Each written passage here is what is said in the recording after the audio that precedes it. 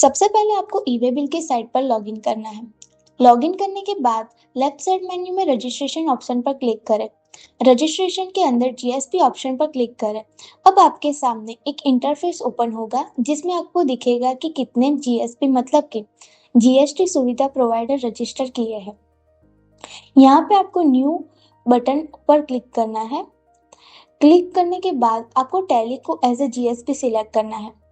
पहले ही ऑप्शन में GSP select करें, फिर जीएसपी नेम में tally India private limited select करें।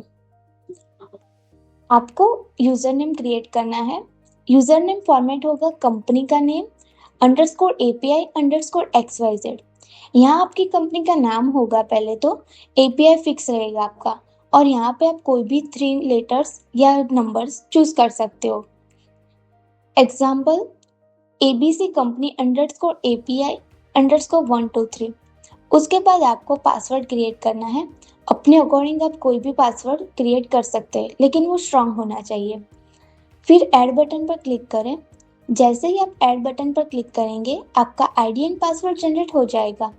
ये आईडी लिस्ट आप में शो होगा। इसी आईडी को आपको पूरा एंटर करना होगा। टैली प्राइम ओपन करें। टैली प्राइम ओपन करने के बाद F11 प्रेस करें। F11 प्रेस करने के बाद टैक्सेशन में आपको एक ऑप्शन दिखेगा, enable goods and service tax, इसे यस कीजिए। यस करने के बाद ई-वे बिल डिटेल्स में आपको एक ऑप्शन दिखाई देगा, e-way bill details applicable. Tally में बाय डिफॉल्ट ये नो रहता है, इसलिए हम इसे यस करेंगे। यस करने के बाद एप्लीकेबल फ्रॉम में आपकी कंपनी की फाइनेंशियल स्टार्टिंग डेट एंटर कीजिए।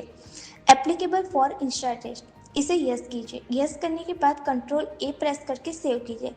उसके नीचे आपको दूसरा ऑप्शन दिखाई देगा, set alter company GST rate and other details, इसे यस कीजिए। यस करने के बाद आपको ई-वे बिल डिटेल्स दिखाई देगी।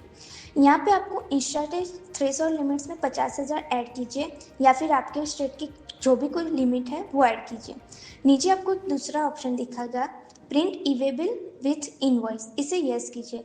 यस करने के बाद कंट्रोल ए प्रेस करके सेव कर लीजिए, इसे भी सेव कीजिए। अब हमने वाउचर में लिमिट सेट कर दी है। अब हम जब भी सेल्स की एंट्री कर रहे होंगे तो हमारे इनवॉइस की वैल्यू 50,000 से ज़्यादा होगी तो नीचे ऑटोमेटिकली ई-वे बिल डिटेल्स का ऑप्शन आ जाएगा। अगर हमको अभी ई-वे बिल जनरेट करना है तो इस ऑप्शन को यस करना पड़ेगा। यहाँ पे हमको एडिशनल डिटेल्स करके एक पेज ओपन होगा जिसमें e way bill details, place of party details and transport details दिखाई देगी। ई-वे बिल डिटेल्स में e way bill number and date ये ऑटोमेटिकली जनरेट हो जाएगा। प्लेस ऑफ पार्टी और ट्रांसपोर्ट डिटेल्स हमें फिलअप करनी है, लेकिन हमको जितने भी फील्ड अभी चाहिए उतनी मिसिंग है। कंसाइनर डिटेल्स वो सब फील्ड हमारी मिसिंग है अभी, इसलिए हमें F12 प्रेस करना होगा।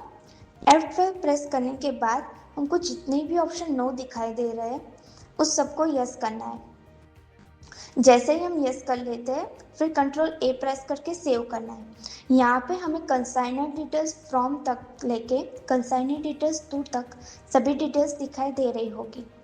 यहाँ पे हमें ट्रांसपोर्ट डिटेल्स फिलअप करनी है, जिसके अंदर pin to pin distance as per portal हमें नहीं काउंट करना है, क्योंकि अगर हम टैली का लेटेस्ट रिलीज यूज़ कर रहे होंगे तो ये एज पर मास्टर्स खुद ही जनरेट हो जाता है। फिर हमें पार्ट बी के details like a mode, vehicle type वो ऐड करके कंट्रोल ए प्रेस करके सेव करना है। कंट्रोल ए प्रेस करने के बाद हमें एक पॉपअप मैसेज आएगा, do you want to send voucher for e way bill generation, तो हमें जनरेट करना है तो इसे यस करके आपको e-way bill login ID password पूछेगा, मतलब कि आपने पोर्टल से जो ई-वे बिल जनरेट करने का आईडी पासवर्ड किया होगा वो हमें एंटर करके कंट्रोल ए प्रेस करके सेव करना है। यहाँ पे आपका ई-वे बिल जनरेट हो जाता है।